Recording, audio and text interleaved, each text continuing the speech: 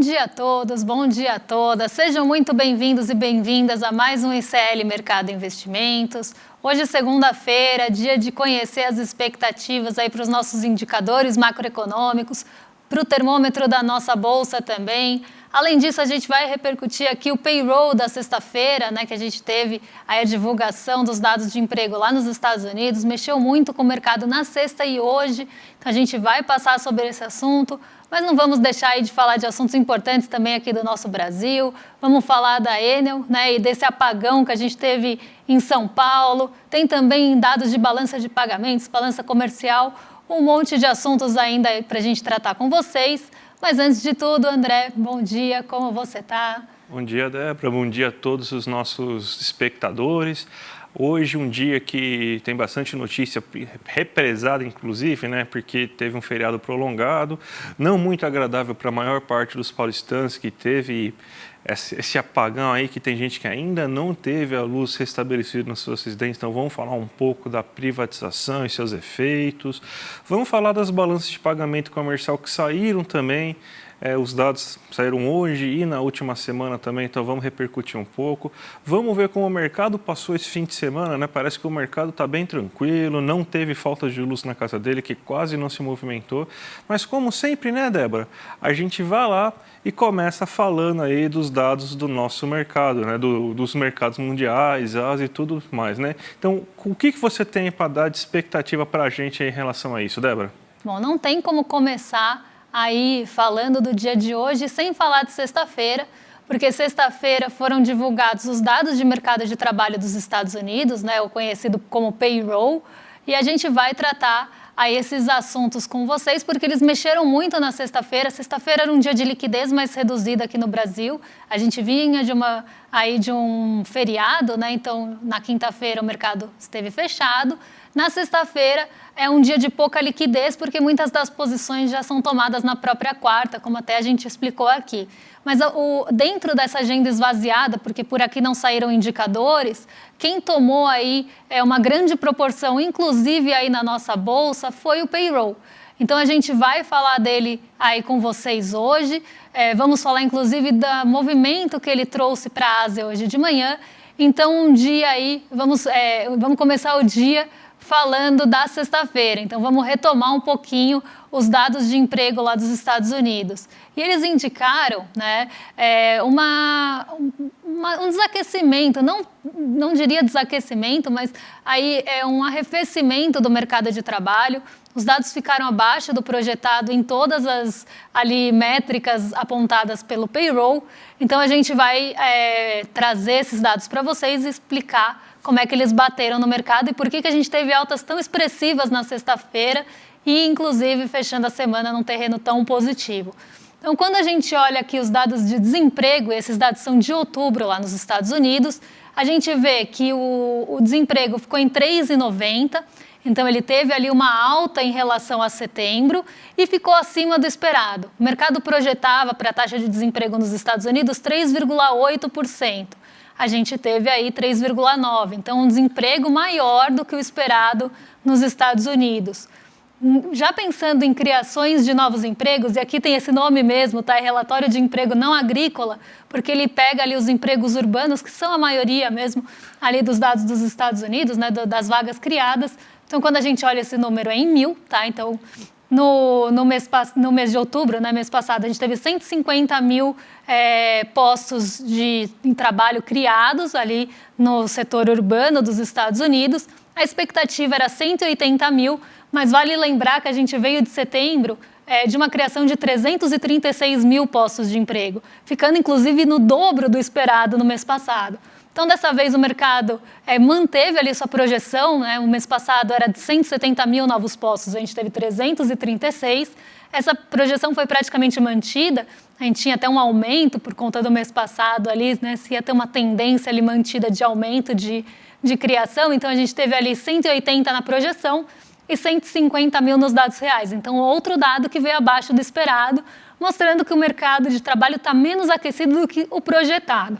Quando a gente olha o terceiro gráfico é ganho médio por hora, né? Lá nos Estados Unidos a gente tem essa métrica de ganho por hora na variação mensal, então em relação ao mês passado.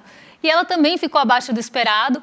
Era uma expectativa de alta de 0,30% no ganho mensal por hora, e a gente teve aí praticamente uma estabilidade em relação ao mês passado, ficando em 0,20%. Então, o que aconteceu ali nos mercados depois que esses dados do payroll foram divulgados?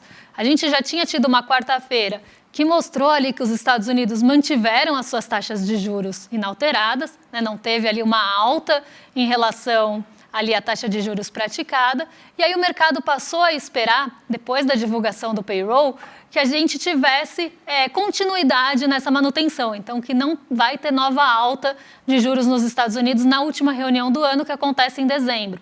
Então o mercado está mais tranquilo em relação às taxas de juros. Esses dados vieram até para reforçar essa expectativa de manutenção, mostrando que por lá talvez esteja no fim do aperto monetário, então não tenham novas altas nos juros.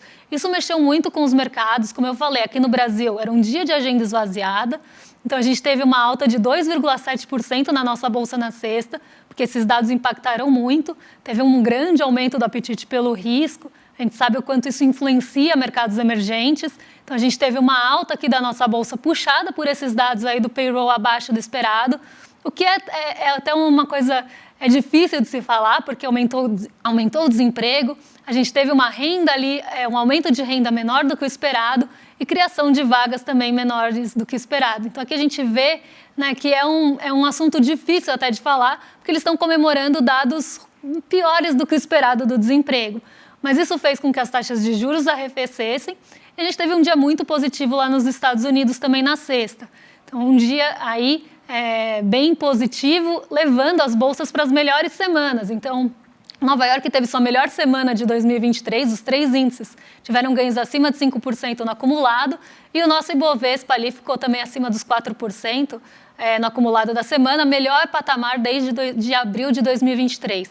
Depois a gente vai passar no termômetro da Bolsa, e lá tem o dado, né, a alta certinho, se bateu a expectativa ou não, mas um dia aí bem positivo, levando a semana também bastante para o positivo. E isso influencia a Ásia nessa abertura, né? É verdade, né? Então você tem dados da Ásia também, né? Vai colocar na sua tela agora para todo mundo ver o que está acontecendo aí na Ásia, né? Então a gente tem alta ou baixa, né? Estamos com uma alta considerável aí no KOSPI, que é da Coreia do Sul, né? O índice da Coreia do Sul, então. É tudo isso por causa do payroll, Débora? Não só pelo payroll, mas grande parte pelo payroll. Então, quando a gente vê dados da Ásia hoje, todas as bolsas ficaram no terreno positivo, não teve aí nenhuma exceção a esse movimento positivo vindo de Nova York. Então, visto que as bolsas lá subiram muito na sexta-feira e aqui também, né? Então, um movimento bem global de altas na sexta, esse movimento positivo chegou na Ásia. Então, a gente viu bolsas ali subindo 2%, 3% na Ásia, mas o KOSPI ele foi uma exceção, inclusive subindo acima da média, né? Ele foi o destaque mesmo, ele subiu 5,66% nessa segunda-feira, mas a gente tem um ponto importante também ali na Coreia do Sul, porque tiveram mudanças ali, modificações em relação a vendas descobertas no mercado de bolsa. Mas o grande otimismo veio justamente dessa expectativa de que os Estados Unidos possam manter as suas taxas, então não vamos mais ver o ciclo de altas acontecendo, e que talvez eles inclusive cortem mais cedo. Então a expectativa era ali para setembro que começassem os cortes, e a gente já começa a ter uma probabilidade maior já para o meio do ano, então entre junho e julho. Então, essa expectativa está, inclusive, mostrando que os Estados Unidos podem cortar as taxas de juros mais cedo. Então, isso acaba também impulsionando o apetite pelo risco. Então, nessa segunda, a gente ainda tem reflexo do movimento de sexta-feira. Até alguns dirigentes do Banco Central dos Estados Unidos, o Fed, deram uma sinalização para um posicionamento mais brando, né, que a gente chama dovish no mercado. Então, a gente teve aí essa sinalização realmente para um fim de aperto monetário por lá. Boa notícia para os juros, né, que devem aí arrefecer depois de patamares tão altos. Sim, não, e tá todo mundo, os mercados inteiros estão dependendo dessas taxas de juros aí, que tá um problema mesmo, né? Nenhum mercado tem apetite por risco, as bolsas estão caindo consideravelmente, a gente vai até mostrar alguns dados aqui também da balança de pagamentos que explica isso, né? Mas essa taxa de juros, essa expectativa de alta, baixa, manter aí tudo para saber se a economia americana está indo bem ou mal, né? Acho que agora, pelo menos, essa novela encerra um pouco aí com esses últimos dados. Vamos agora, então, para o nosso Brasilzão, Débora, porque a gente tem aqui toda segunda-feira sai o relatório Focus, né?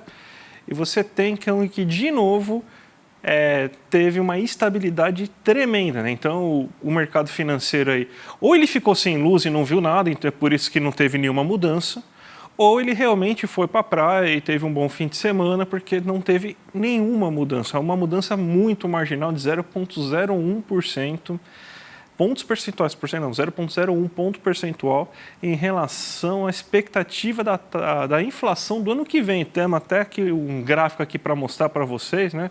Ó, tudo igualzinho ao que estava na semana passada, tudo exatamente igual. Então, o que a gente tem? Não teve nenhuma mudança em nenhum dado, até porque a semana foi muito curta, né? E a economia do Brasil aqui mesmo só funcionou mesmo de segunda a quarta-feira e sem a divulgação de algum dado relevante. Então, ainda tem a previsão de uma inflação dentro da meta para os 2 anos de 4,63 e 13,91 para o próximo ano. Você tem um câmbio que deve girar por volta de 5 esse ano e para o próximo também por volta de 5, mas 5,05, né? Então 5 centavos um pouco mais caro. Ainda tem a previsão de um PIB de quase 3%, de 2,89 para esse ano e para o próximo de 1,5. E a Selic ainda com o mesmo ritmo, de cair na próxima reunião em 0,5 pontos percentuais e terminar o ano em 11,75. O mercado parece que deixou isso dado. E no próximo ano ainda se espera, né, que a Selic termine o ano em 9,25. Então, Débora, o mercado aí não teve nenhuma mudança aí muito radical aí, né? Poucas vezes eu vi tanta estabilidade, assim, quase um copia e cola da semana passada. Exatamente. A gente viu também, né, essa perspectiva até mais estável do mercado em relação à Bolsa. Então, na sexta-feira, saiu o termômetro da Bolsa, né, que mostra qual a expectativa do mercado financeiro para o fechamento dessa semana. E a gente teve ali uma expectativa bem dividida, né, sem muitas discrepâncias. Então, um mercado bem estável aí também em relação ao termômetro da Bolsa. Vocês estão vendo aqui, a gente tem do dia 18 de setembro até o dia 6 de novembro, né? Na verdade, a semana começa no dia 6 de novembro, termina agora no dia 10. A gente tem aí a Bolsa, qual foi o fechamento da semana. Então, na semana passada, a gente teve 4,29 de alta acumulada na semana, 57% das pessoas, né, dos entrevistados, dos agentes de mercado entrevistados, acreditava que a Bolsa ia subir, então acertaram, né, os agentes que esperavam alta, que na verdade era a maioria, né, acertou 4,29 de alta, então muito aí puxada por esses dados do payroll e também aí da super quarta, né, que acabou mostrando aí que os Estados Unidos mantiveram taxa, a probabilidade, inclusive, para a próxima reunião já bate 90% de manutenção de novo, ainda estava bem dividida, antes da super quarta e antes do payroll era de 78% de probabilidade de manter a taxa lá, e a gente sobe agora para 90%. Então, aqui uma bolsa em alta na semana passada, tinha alguma expectativa de queda ali, 14%, 28% esperava uma estabilidade, então perto do 0 a 0, nem alta nem queda, mas realmente prevaleceu aí a alta e uma alta grande. A gente não via essa alta desde o dia 18 de setembro, né? Como eu falei, foi o melhor patamar desde abril desse ano. A gente teve alguns meses bons, a gente teve algumas semanas boas, mas não nesse ponto que a gente viu na semana passada. E aí, nessa semana, está bem dividido, né? 50% espera que a Bolsa vai subir, 50% espera que ela vá fechar perto do 0 a 0, mas aí ninguém espera queda nessa semana. Lembrando que a gente veio ali de uma expectativa de 42,86% de queda na semana do dia 23. Então, a gente viu essa expectativa diminuindo semana após semana e agora zera, né? Então, não temos a expectativa de queda para essa semana na Bolsa. Então, o mercado esperando aí uma semana ou estável ou de alta, mostrando aí também essa pouca discrepância, até uma concisão maior aí no mercado em relação à Bolsa. Perfeito, Débora. Vamos falar então agora da balança comercial brasileira, que foram divulgados dados até o mês de outubro de 2023. Né? Então a gente tem agora já um resultado mais próximo do que vai acontecer até o fim do ano. Né? Você tem um superávit recorde observado de 8,9 bilhões de dólares para esse mês de outubro. E a gente tem aqui os dados para vocês verem aqui como que está no acumulado esse ano, né? Então, se a gente for ver que esse ano a gente tem, então, um maior volume de exportações, né? A gente tem que já foram exportados em valor, né, 282,4 bilhões de dólares, né, em exportações aqui no Brasil. Se você comparar com o ano passado, até o mesmo período anterior, tá? Isso é um acumulado no ano, tá? Então você tem que, no ano passado, até outubro, você tinha 280,14 bilhões sendo exportado, então a gente está exportando mais e está importando menos. E isso aí é o que ajuda a explicar o maior saldo que a gente tem esse ano. Não é somente uma elevação das exportações, tanto que a gente importou esse ano 202,2 bilhões de produtos em dólares, né? Obviamente, né? Não são 202,2 bilhões, 202 produtos entrando, né? Em dólares isso, e sendo que ano passado a gente tinha exportado em produtos, né? Em dólares, 229,3 bilhões, né? Então, o que a gente tem é que a gente está exportando mais e importando menos, e isso faz com que o saldo seja bem diferente. A gente tem, então, uma diferença de 30 bilhões, ou seja, quase o dobro de saldo, né? Então, é uma diferença bem grande aí que a gente tem. Até agora a gente tem um saldo de 80,2 bilhões esse ano já no acumulado, sendo que você tinha um saldo de 50,79, 50,8, né, bilhões até aquele momento. Então, isso aí é muito importante aí para a economia brasileira, que isso aí pode ser um bom motor do PIB, né? A expectativa é que se chegue em 90 bilhões. Se a gente tiver o mesmo saldo que a gente observou aqui, a gente passa, inclusive passa com alguma folga nessa expectativa de 90 bilhões. Então, tem que ter um saldo de 5 bilhões, mais ou menos, em cada um desses meses. E, se a gente for ver a régua histórica, né, provavelmente a gente vai conseguir, Débora. Uma boa, pelo menos, notícia aí vindo da balança comercial. E a gente também teve balança de pagamentos, né, divulgada aí. Outubro a gente sabe que foi um mês volátil, isso acaba impactando a balança de pagamentos. Então vamos ver aí como é que foram os dados aí da balança de pagamentos. Investimentos estrangeiros, como eu falei, tem queda de quase 40% e isso acaba também refletindo bastante essa incerteza que a gente tem, né? Muito recurso saiu em setembro e outubro do Brasil. Mas vamos ver os dados aí, como é que estão, né? Na verdade, os dados são até setembro, né? Os dados de outubro chegam só agora no mês de dezembro, né? Então, você teve uma queda de quase 40%. Pá, volta aí a notícia, ainda não estamos ainda no PMI, calma, gente. Então, a gente tem o seguinte, né, que você teve uma coisa um pouco diferente, né, porque o que acontece na economia brasileira geralmente como um todo, né, um reflexo mais ou menos da situação econômica brasileira histórica, né. A gente tem uma boa entrada de capital via bolsa e via outros recursos, porque a gente é um país que não tem uma balança de serviços muito elevada, a gente depende muito só da balança comercial para ter um superávit nessa conta, então a gente acaba tendo sempre uma melhora, né, na conta de capitais em relação a isso, né?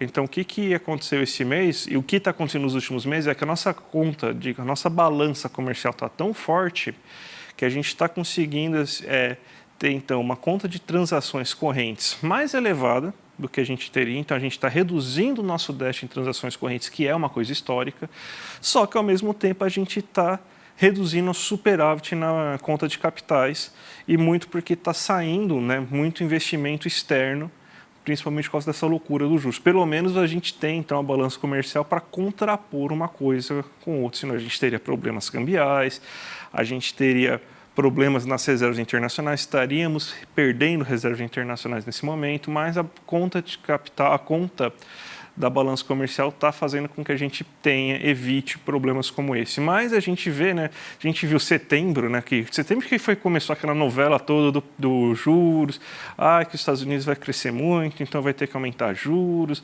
Começou em setembro, mais ou menos, essa novela toda. Então a gente vê aí que você tem uma queda muito grande desses investimentos estrangeiros, que são, em sua maior parte, especulativa. É bom a gente lembrar, né? Não é investimento estrangeiro que vai para fazer fábrica, não. É investimento estrangeiro na bolsa que quer ganhar seu dinheiro e sair, né? Então, basicamente, esse é o investimento que a gente está falando aqui.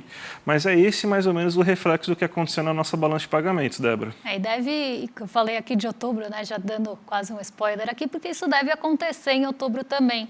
Então, essa tendência deve continuar, porque justamente a gente teve um mês de setembro muito volátil, começa a ter essa alta nos rendimentos das treasuries do meio para o fim de setembro, a gente chega a patamares recordes ali em outubro, e a gente sabe que em momentos de muita incerteza, né, quando o recurso começa a ver ali, né, um movimento global de incerteza, ele flui para o porto seguro ali dos recursos, que é justamente o Tesouro dos Estados Unidos. Então, como a gente teve um rendimento das treasuries muito alto no mês aí, já no fim de setembro e em outubro também, esse recurso sai desses mercados emergentes, né, acaba saindo da nossa bolsa, sai inclusive muitas vezes da nossa renda fixa para buscar essa segurança no título, né, no mercado de títulos públicos dos Estados Unidos. E isso acaba influenciando na balança de pagamentos, né, acaba influenciando no nosso dólar também, né, que a gente teve ali uma alta, né, nesses últimos meses.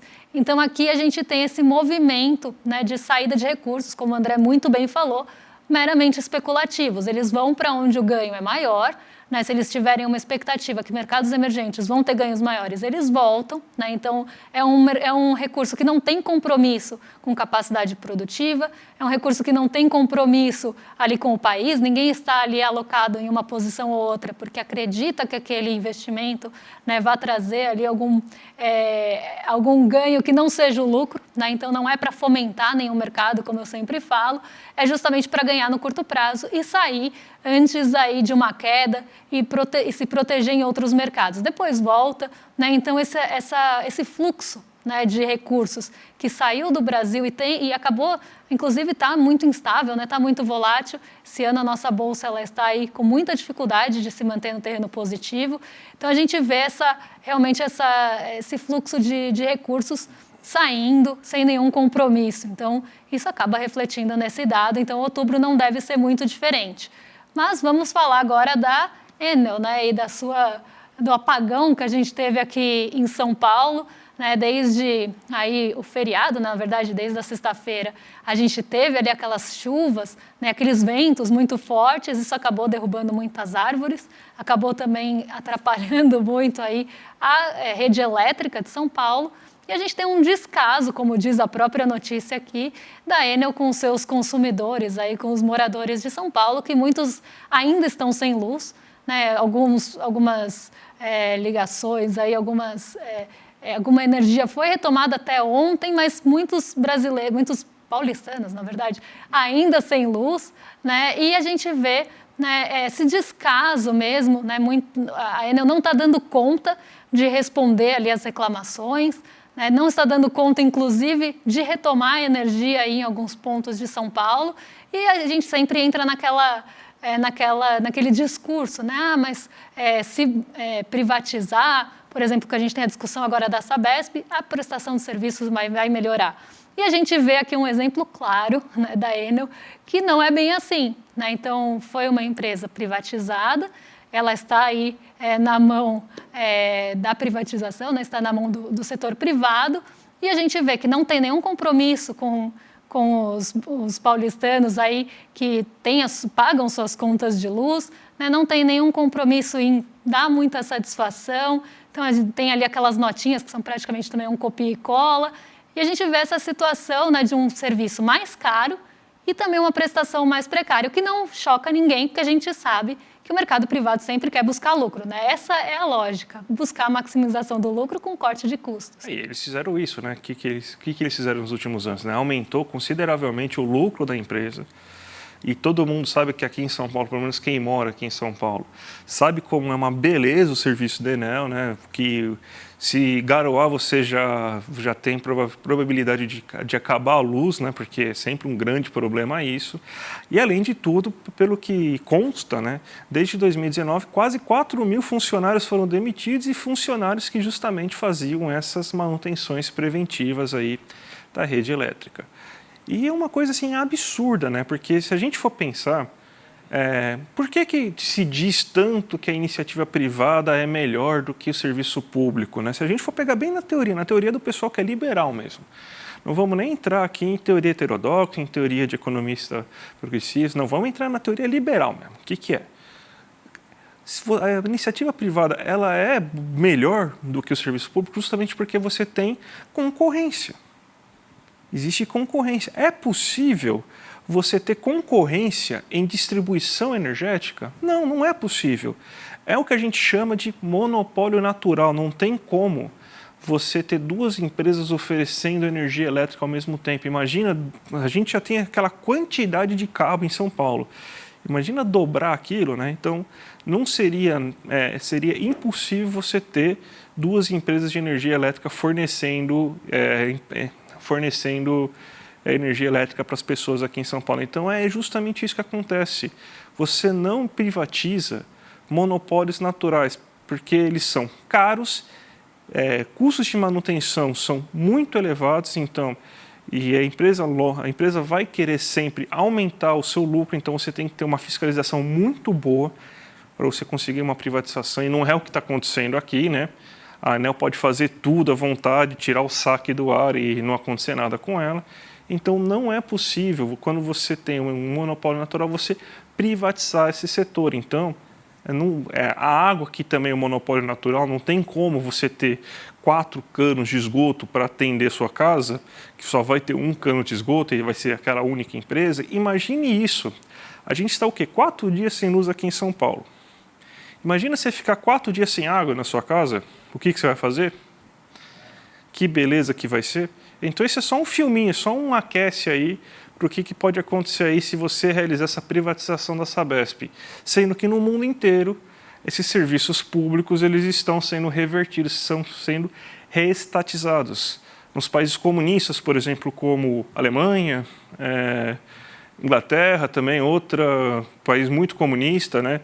Então, você tem que, nesses países da Europa, está sendo tudo reestatizado. Então, é isso que está acontecendo, gente. Então, menos, tá? Então, a gente tem que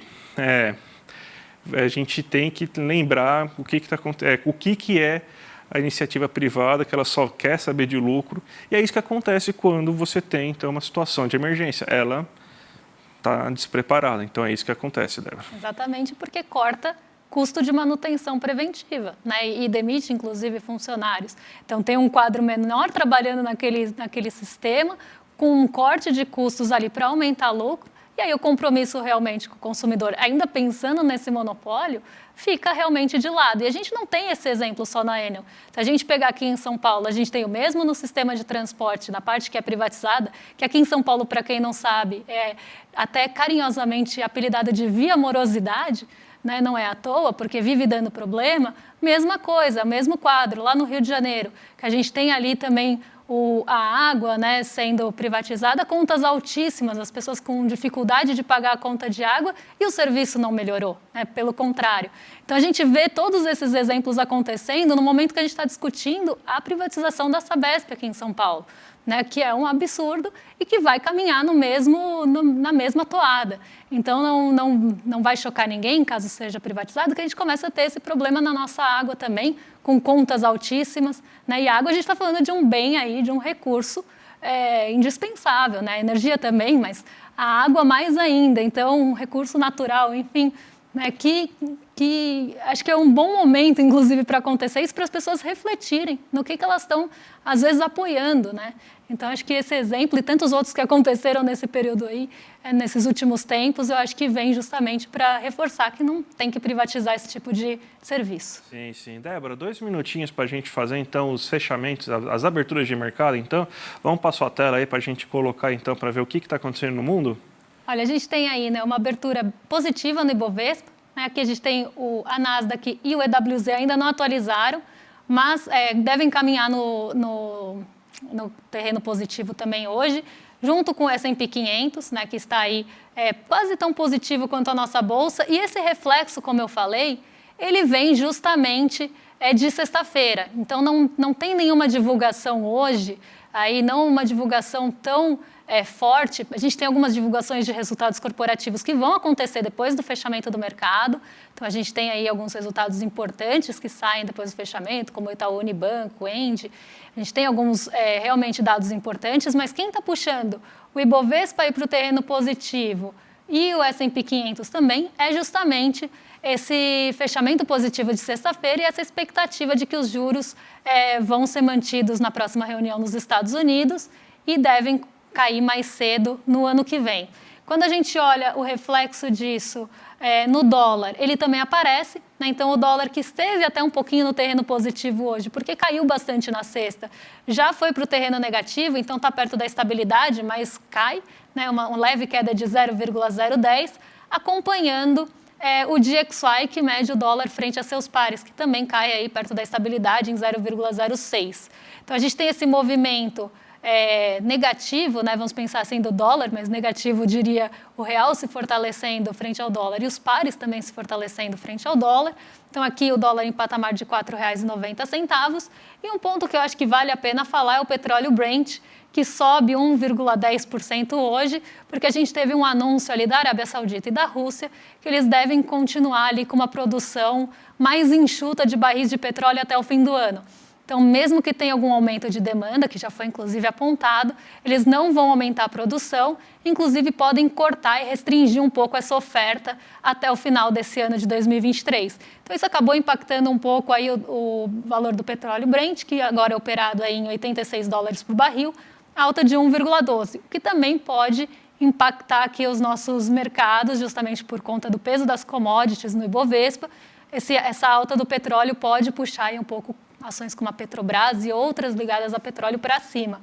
Mas a gente tem aí um retrato mais positivo, né? Como eu falei, a Ásia fechou bem positiva, então o Nikkei 225 sobe 2,35, lembrando que a gente teve feriado lá no Japão na sexta, e o Xangai Composto subindo 0,91. Então, realmente um dia mais positivo para as bolsas, justamente pelo aumento do apetite pelo risco, que aconteceu aí com essa queda dos rendimentos das treasuries, que estavam nos maiores patamares desde os anos 2000. Perfeito, Débora. Eu sei que a gente tinha ainda o PMI para falar, né? Mas a gente deixa para amanhã para a gente fazer pelo menos uma análise mais completinha, tá? Para não fazer correndo, né? Acho que é melhor. Então, eu só queria então passar no Sossecasa, né? Porque a gente hoje continua aqui no ICL com uma programação normal, com uma programação que vale muito a pena você assistir, inclusive, né? A partir das 5 horas da tarde você já tem o rolê ICL com o nosso querido William De Luca lá. E logo depois, aí, às 6 horas, você já tem o ICL Notícias segunda edição, com a nossa dupla de Chicos e a Gabi Varela. 7h30 começa o Sinapse com a Robertinha Garcia e o César Calerron. Então, das 5 até as 8h30, você tem uma super programação aí para ver do finalzinho da sua tarde até o comecinho da sua noite. E amanhã, vocês já sabem, né? Desde as 7 horas, com toda a programação que vocês já conhecem, a gente tem o Desperta logo de manhã, em seguida ICL Notícias, primeira edição, o Em Detalhes, aprofundando aí um assunto do dia, e a gente aqui a partir das 11 horas, trazendo as notícias aí do mercado, dos investimentos, da economia, trazendo essas atualizações todas. Então, essa semana é marcada por bastante divulgações, então a gente deve ter bastante coisa para trazer aí para vocês. Então, até amanhã. Até amanhã, gente. Tchau, tchau. Pois é, chegou a hora do primeiro grande lançamento do ICL na área de filmes e documentários. Você está preparado para assistir um filme que vai te tocar profundamente e revelar uma verdade que todo mundo tenta esconder? No dia 12 de novembro, um domingo, às 8 horas da noite, no horário de Brasília, a gente vai apresentar para vocês trechos do documentário De Quanta Terra Precisa o Homem e também fazer um debate incrível sobre essa, que é uma das questões mais importantes para o Brasil, a questão da terra. Junto conosco vai estar ninguém mais, ninguém menos do que João Pedro Stedley, um dos principais líderes do movimento dos trabalhadores sem terra. Estarão conosco também várias outras pessoas que têm na sua vida a luta da terra como um dos principais motores. Para você não perder esse encontro histórico e assistir trechos inéditos do filme De Quanta Terra Precisa o Homem, é só você se inscrever gratuitamente no link aqui em cima ou aqui embaixo. Não perde essa chance. Todo mundo vai celebrar a estreia do ICL no mundo dos documentários e filmes e, mais uma vez, aprender muito com a nossa plataforma.